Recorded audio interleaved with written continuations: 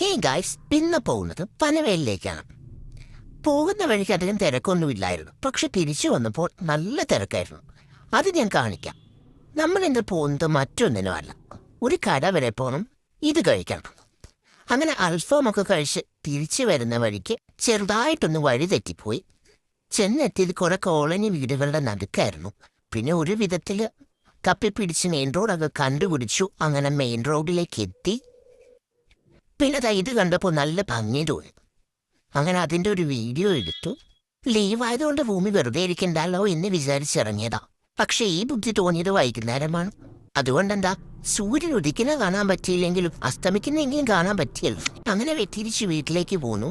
വീട്ടിലേക്ക് പോന്നപ്പോൾ ഞാൻ വഴിയിൽ കണ്ടതാണിത്. നല്ല രസം തോന്നിയ മരങ്ങൾ കണ്ടപ്പോൾ അങ്ങനെ ഞാൻ ആ രണ്ട് ഭാഗത്ത് മരങ്ങളുണ്ടോ നോക്കിയിട്ട് അതിൻ്റെ രണ്ടിൻ്റെ ബിങ്കയൊക്കെ എടുത്തു.